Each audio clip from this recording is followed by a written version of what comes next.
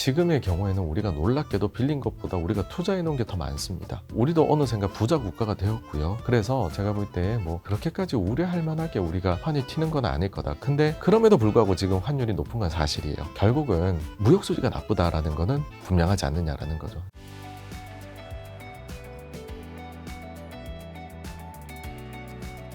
자, 지난 FOMC가 이제 5월달에 있었잖아요. 네.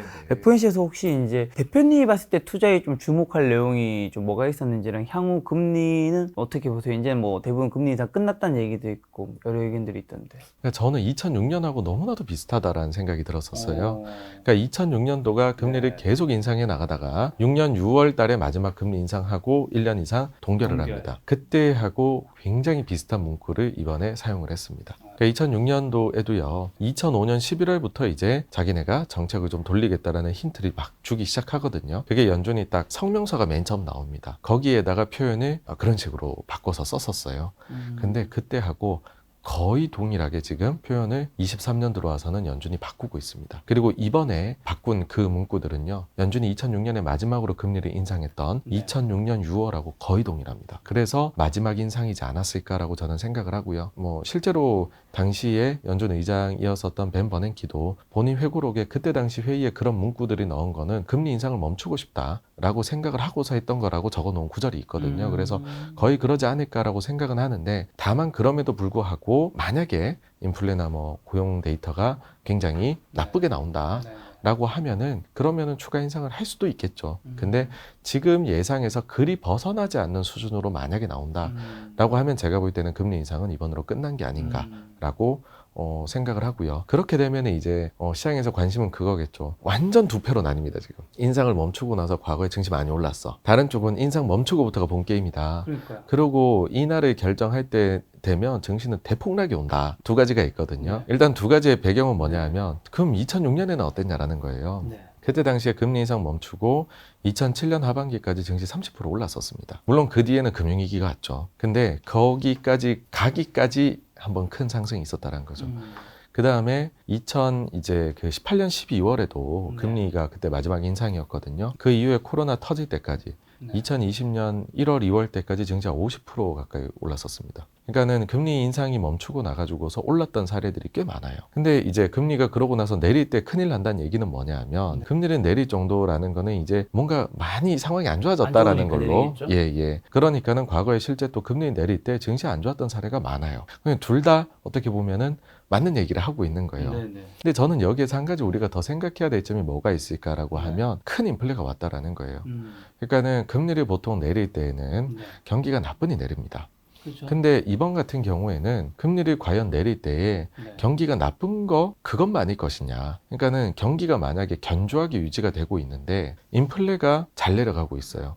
그러면은 금리를 우리가 과잉 인플레를 잡기 위해서 높여놓은 거를 내릴 수도 있지 않을까. 그러니까는 금리에 대해 가지고서 경기라는 요인도 들어가지만 인플레라는 요인도 들어간다. 그래서 이번에 만약에 나중에 인하가 언제쯤이라도 뭐 멈추면 그 다음에 인하 얘기가 나올 텐데 하는 그것이 정말 과거에 단순히 경기만 바라보고 하는 시기이냐. 이번에는 과잉 인플레가 나타났던 거니 과잉 인플레하고 좀 비교를 해야 되는 건 아니냐라는 것도 있는 것 같아요. 그래서 저는 기본적으로는 추가적으로 연준이 그 긴축을 안 한다라고 하는 거는 일단은 증시에는 좋은 것이다라고 생각을 하고요. 그리고 그것이 인플레를 나몰라라 하는 상황에서 경기가 너무 나빠서 멈추는 게 아니라 인플레가 어느 정도 내려와서 지금 정도면은 요 정도 금리로도 기준금리로도 인플레 대응이 충분해 하는 수준에서 멈추게 되는 거다라고 보거든요. 그렇다라고 하면은 그 부작용도 뭐 별로 그렇게 생각만큼 크진 않다라고 봅니다. 그러니까 제가 이제 적당한 그 인플레 대응하기 위한 기준금리라고 얘기 드리는 건 뭐냐 하면 과거에 평균적으로 미국의 근원 PCE 물가 대비해 가지고서요. 기준금리가 보통 한 1.5에서 1.6%포인트 정도 더 높았어요. 근데 지금 연말 가정해 놓은 미국의 근원 물가 지수 대비해서 1.5에서 6 정도 높으면 그게 5에서 5.25 사이거든요. 그러니까는 거기까지 지금 금리를 올린 거잖아요. 그러면은 그 수준이면 과거에 평균적으로 인플레에 대항할 수 있을 만한 금리 수준으로 와 있다라는 거죠. 그러니까는 그 작년도에 있었던 것처럼 되게 금리가 낮은데 반대로 인플레는 되게 높아가지고서 허둥지둥 되던 때하고는 지금은 상황이 많이 달라졌다는 얘기 드리고 싶습니다. 근데 그러면 지금 대표님 말씀은 금리 동결 동결을 하면 증시는 어쨌든 좀 오를 거라고 보시는 것 같고, 금리를 나중에 이제 인하를 하게 되면 그때부터는 좀 하락적으로 보신 건가요? 아니면? 그러니까는 그거는 인플레가 어떻게 되느냐에 네. 달려 있을 것 같습니다. 만약에 인플레가 아주 뭐 무난하게 내려가 준다라고 네. 하면 연준은 내리면서 그런 얘기를 할 수 있겠죠. 아니, 우리가 경기 때문에 내리는 게 아니고 인플레가 이제 안정화돼 있으니까는 네. 거기에 따라 내리는 것 뿐이야. 과거랑은 다르다라는 이야기를 할 수가 있겠죠. 근데 네. 그거는 확답 드릴 수 있는 부분이 아니고요. 더 시간이 지나서 인플레가 진짜 그때 가서 어떤 식으로 진행되었느냐를 보고서 우리가 결정해도 저는 뭐 괜찮지 않을까라고 봅니다. 어쨌든 이번에 만약 금리 동결하게 되면 그 자체는 증시에 좋다고 생각하면 된다. 저는 뭐 그렇게 보고 있습니다. 그리고 또 미국이 보니까 역대급으로 지금 빚이 많다고요.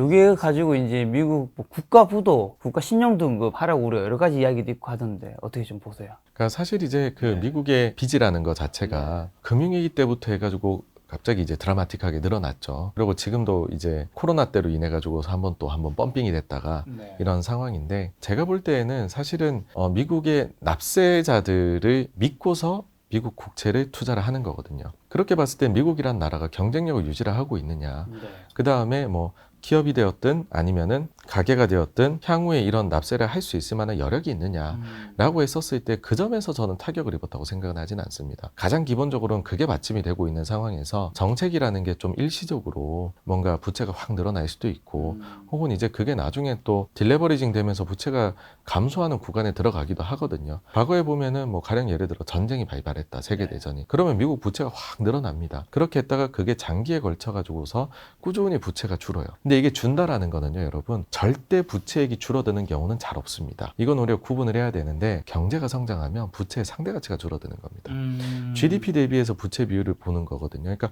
저는 좀 이 부채에 대해서 우리가 접근을 할 때 한쪽만 너무 보지 않나라는 생각을 해요.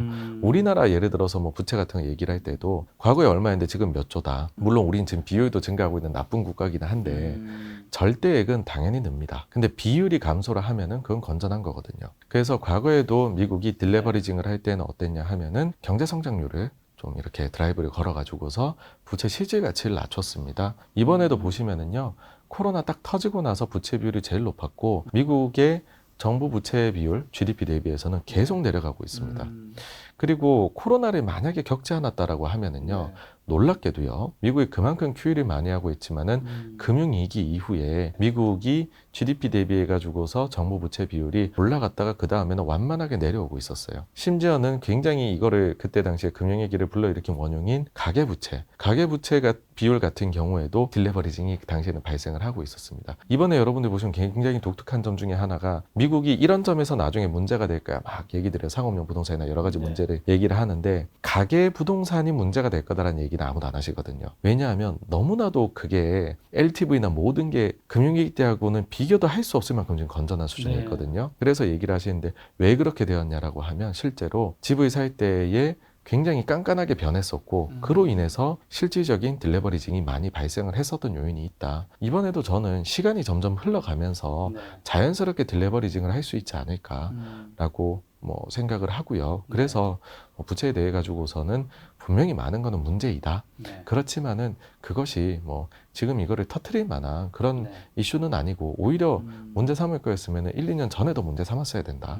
그렇게 생각을 합니다. 부채가 단순히 증가한 거 그것만 가지고 판단하는 거는 좀 안 좋다. 네네. 그러면 이제 올해 파산한 미국 은행 자산이 보니까 2008년 금융위기 당시 파산한 25개 은행 자산보다도 많다고 하던데, 요거는 좀 어떻게 보세요? 저도 이제 유튜브를 하고 있으니까 네네. 유튜브를 자극적으로 만든다라고 하면은 어떻게 뽑을까요, 카피? 요거로 이제 빡 할 것 같아요. 2008년보다 심하다라고 할 텐데, 근데 이거는 좀 자료가 약간 마사지가 된 측면이 있습니다. 아, 마사지요? 네. 그러니까 뭐냐 하면은, 어떤 마사지죠? 우리로 치면 예금보험공사, 그 FDIC의 관리를 받는 은행 기준입니다, 이게. 그러니까 이건 무슨 말이냐면 상업은행 기준입니다. 그러니까 2008년의 위기는 투자은행의 위기였거든요. 우리가 알고 있는 리만 브라더스, 아니면은 뭐 등등등등 파산한 데가 많잖아요. 그런 곳들이 이 2008년 25개 은행보다 많습니다 할 때 여기에 안 들어가 있습니다. 지금은 투자은행 하나도 없거든요. 전부 상업은행으로 바뀌었어요. 왜냐하면은 정부에서 구제 자금 받으려면은 상업은행으로 바꿔야만 받을 수 있었거든요. 그래서 골드만삭스도 이때 당시에 라이선스를 투자해서 상업으로 바꿨습니다. 많은 분들 궁금하실 것 같아요. 지금 투자와 상업이 뭐가 다르길래 지금 그렇게 얘기하는 거냐? 그러니까 여러 규제 측면이 다릅니다. 투자은행이 확실히 자유롭게 더 큰 레버리지를 쓸 수 있고 더 위험한 투자를 할 수가 있죠. 근데 상업으로 바뀌게 되면은 여러 가지 지적한 규제가 들어와서 사실상 레버리지 내기가 어렵습니다. 그러니까 대표적으로 자기 자본 대비해 갖고서 총자산 얼마를 가져갈 수 있느냐, 이게 금융권의 레버리지인데, 지금 보시면은 미국의 대형 은행들은요 10배에서 15배 사이밖에 안 돼요. 근데 우리나라 은행들이 한 10배 초반이거든요. 2008년도에는 이게 30에서 50배였습니다. 그보다 높은 데 80배 이런 데도 있었어요. 어마어마하게 정말 투기를 했던 겁니다. 그래서 다시 이제 이걸로 돌아와서 말씀드리면요. 이때 당시에 파산한 투자은행 하나만 가지고도 이 25개 은행보다도 파산금이 큽니다.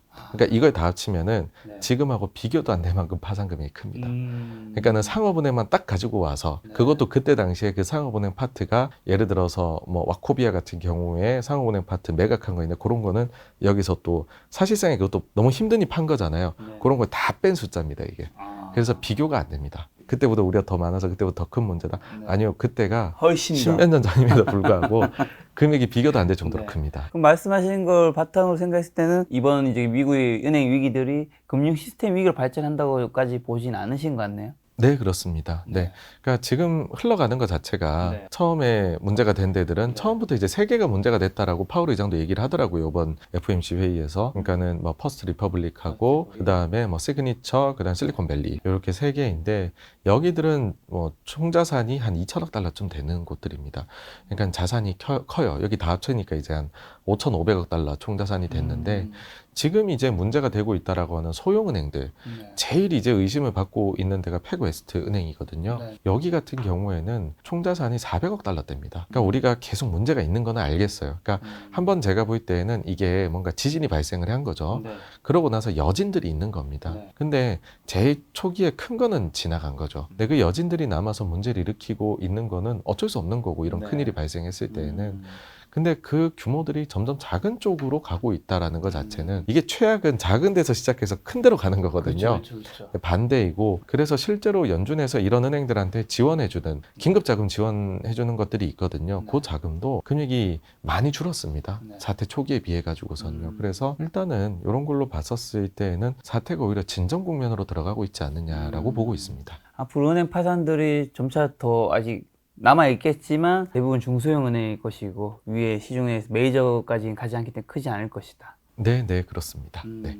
또 우리나라는 사실 외부 상황에 굉장히 좀 민감하게 반응하는데, 한국의 금융시장이 위험할 가능성은 뭐 전혀 없는 건가요? 어떻게 봐야 되나요? 그러니까 한국 시장이 과거 대비 많이 변했습니다. 그러니까 우리가 예전에 환이 막 엄청나게 올라갈 때에는 우리는 해외에서, 우리가 해외에 투자해 놓은 금액하고 해외에서 빌린 금액을 네팅을 해보는 거죠. 그럼 빌린 금액이 더 많았습니다. 우리가 IMF 외환위기가 왜 왔느냐라고 하면은 빌린 금액이 훨씬 많은데, 근데 그 빌린 금액을 너무 초단기로 빌려 놓으니까는 그게 나중에 차환할 때 안 돼버린 거죠.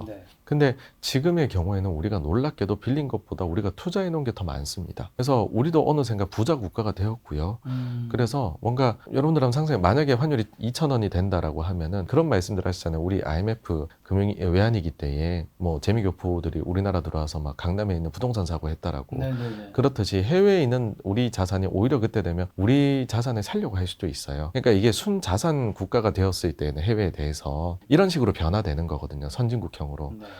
그래서 제가 볼 때 뭐 그렇게까지 우려할 만하게 우리가 환이 튀는 건 아닐 거다. 근데 그럼에도 불구하고 지금 환율이 높은 건 사실이에요. 이거는 왜냐라고 하면은 결국은 무역 수지가 나쁘다라는 거는 분명하지 않느냐라는 거죠. 그러니까 우리가 해외 투자해 놓은 것까지 다 합친 경상수지 기준으로 봤었을 때에는 그래 뭐 시스템 문제는 한국이 안 일으킬 것 같다라는 걸 인정을 하는데, 근데 무역 수지가 계속 적자 나오는 거는 한국 입장에서는 잠재적으로 문제이지 않느냐. 그거는 문제가 맞죠. 다만 요 부분에 있어 가지고서도 이것도 이제 첨예하게 나뉘는 것이, 우리가 왜 이렇게 안 좋을까라고 하면 대중 수출이 급감을 했거든요. 거기에 대해서 중국이 제2의 한한령이다, 한국을 싫어해서 우리가 뭐 중국에 대한 정책을 잘못 펴고 있으니까 그런 것이다라고 하시는 분도 계시고, 그 다음에 아니다, 그냥 단순 경기 요인이다라고 하시는 분도 있는데, 저는 경기 요인이 훨씬 크다라고 봅니다. 그러니까 우리가 수출이 급감을 하게 된 시기가 중국이 작년 3월 말에 상해 대봉쇄 할 때부터이거든요. 그때부터 중국이 수입이 확 줄여버렸어요. 그래서 우리가 영향을 많이 받았었고, 근데 그럼 중국이 뭐 경기가 최근에 이제 위드 코로나고 좋아진다라고 하는데 개선세가 나타나도 우리 거 안 사고 딴 거 사는 거 아니냐인데 전 두 가지가 있다라고 봐요. 첫째로는 우리 거 사는 거 사가는 거 대부분이 중간재입니다. 근데 중간재라는 거는 예를 들어 반도체를 우리 걸 안 사고 마이크론 거를 샀다고 쳐요. 그러면은 마이크론 거를 기존에 사던 나라가 있을 거잖아요. 근데 그 나라 입장에서는 마이크론 게 그럼 없어졌으니까 시중에서 물량이 그러면 한국에서 사가게 되겠죠. 그러니까 중간재는 굉장히 성격이 비슷한 것들이에요, 제품이. 그래서 누가 딴 데로 가면 풍선 효과처럼 그럼 딴 데 또 밀려가지고 사가게 되는. 그래서 이거는 사실 큰 효과가 없다. 뭐 수익 규제라든지 이런 것들에 있어가지고서요. 그게 첫째이고요. 그래서 오히려 이거는 업황이 중요하다고. 두 번째는 최근에 그 중국에서도 각 품목별로 재고가 얼마나 있는지가 다른데 그 중에 그나마 중국이 IT 쪽이 지금 재고가 많은데 그 중에 재고가 적은 게 MLCC 쪽이거든요. MLCC는 재고가 적다 보니 근데 위드 코로나에서 좀 좋아질 것 같으니까 사가고 있어요. 삼성전기가 1분기 실적 발표할 때 어닝이 이제 예상치 대비 잘 나왔는데 그 주요 요인으로 얘기한 게 중화권 벤더들이 많이 사갔다였거든요. 그런 걸로 봐가지고서는 좋아지면 또 사갈 것 같다라는 생각이 안 좋으면 이미 뭐 그것조차도 안 샀겠죠. 네. 소비재는 안 살 수 있다고 봐요. 근데 이미 소비재는 중국이 우리 거 소비를 거의 하는 게 없습니다. 많이 안 하고 있다면서요. 네, 그래서 아니 이미 없는데 어떻게 더 줄입니까 중국이. 그래서 뭐 그건 영향 자체 받을 것도 별로 없고 중간재를 따졌을 때는 수출 쪽은 저는 회복 가능하지 않을까. 경기다 이거는. 그렇게 봐가지고서 무역도 결국에는 회복이 되지 않을까라고 생각을 합니다. 그럼 말씀하신 중국 경제는 좀 어떻게 보세요? 그리고 중국 경제 경기 부양이 한국 경제 살리는 촉매제가 이제 어떻게 보면 화장품 이런 데 쪽은 별로 안 될 것 같고 어떤 데 쪽이 말씀하신 중간재 쪽만 수혜를 받을 수 있는 걸까요? 그러니까 저는 기본적으로는 중간재일 것이다라고 보셔야 될 것 같아요. 그러니까 소비재에 있어가지고서는 한 번 소비를 안 하니까는 그 사이에 딴 걸 써봤는데 딴 게 너무 좋은 거죠. 그럴 수 있잖아요. 이제 한국 화장품 잘 안 쓴다면서요? 네, 저가는 그냥 본인 나라 그렇죠. 네네. 이게 이제 저희도 구매가 그렇잖아요. 이걸 계속 습관성으로 사보다가 한알령에서 어떤 계기 때문에 안 쓰다가 딴 걸 써봤는데 딴 것도 괜찮네 하면 이 소비자가 넘어가게 되거든요. 그러니까 우리 소비재에 있어서 많은 부분들이 중국에서는 그런 일을 당하고 있는 것 같아요. 야, 그건 어쩔 수 없다. 근데 중간재는 경기 요인이 거의 대부분이기 때문에 경기 회복하면 저는 사가야 된다라고 생각을 하고요. 그래서 지금 중국 상황은 어떠하느냐라고 생각을 했을 때에는 작년에는 제로 코로나를 해가지고서 너무나도 안 좋았다. 그로 인해 가지고서 재고는 쌓여 있고, 근데 한 가지 또 희망이다라고 하면 중국에서 과잉 저축도 또 쌓여 있는 거죠. 잠재적으로 소비가 될 수 있는. 근데 뜻밖에도 중국이 위드 코로나를 굉장히 가속도를 내서 진행을 했고 작년 연말 올 초에 그렇게 했죠. 당초에는 아니 백신도 제대로 안 맞은 중국이 위드 코로나 하면은 사망자가 급증하면서 다시 또 제로 코로나 해야 되지 않을까 했는데 생각보다 중국 백신이 잘 약효가 들었는지 중국이 위드 코로나를 굉장히 무난하게 위드 코로나로 향해 가고 있잖아요. 그러다 보니 초기에는 선행지수만 좋아졌다. 그리고 오히려 중국에 있는 중국 인민들이 우리가 정말 위드 코로나 해도 될까 못 믿었었다가 지금은 위드 코로나를 해도 괜찮겠네 생각을 하니 이제 드디어 지난달부터 중국 소매 판매 나온 거 보니 예상보다 잘 나오기 시작을 하거든요. 이제 드디어 동행 데이터인 소매 판매도 잘 나오기 시작을 하고 있다. 그러면은 중국이 드디어 지금까지는 그럴 것이다라는 기대만 가지고 있었다라고 하면 지금부터는 중국이 동행 데이터 숫자도 저는 올라오지 않을까라 생각을 하고요. 실제로 또 중국에서 그래서 지난달에 이 예금이 줄었다라고 하더라고요. 그걸 깨가지고서 뭘 할 것이냐. 뭐 부채를 갚을 수도 있겠죠. 부채 갚은 것도 있다 하더라고요. 근데 소비를 하지 뭘 않겠느냐. 사겠죠. 그렇게 되면은 이제 진짜로 중국에 쌓여 있는 재고가 줄어들고 발주가 늘고 저는 그런 식으로 이제 흘러가지 않을까라고 보고 있습니다. 그리고 IMF가 한국 경제 성장률도 몇 번이나 계속 내린 걸로 알고 있는데 지금 한국 경제 상황은 좀 어떻게 보시나요? 뭐 실적은 이제 앞으로 좀 좋아질 거라고 보신 것 같긴 하지만 한국 경제는 안 좋습니다. 아마 제가 보고 있는 지역 중에서는 제일 안 좋은 것 같아요. 보고 있는 지역 중에서는요. 보고 있는 지역이 어떤 데인데? 뭐 주요 지역들 뭐 일본, 뭐 중국, 미국, 유럽, 한국 이렇게로 한국이 제일 안 나눠보면 좋나요? 한국 제일 안 좋습니다. 네. 왜냐하면 한국은 부동산 문제가 결국에는 너무나도 이게 큽니다. 그렇죠.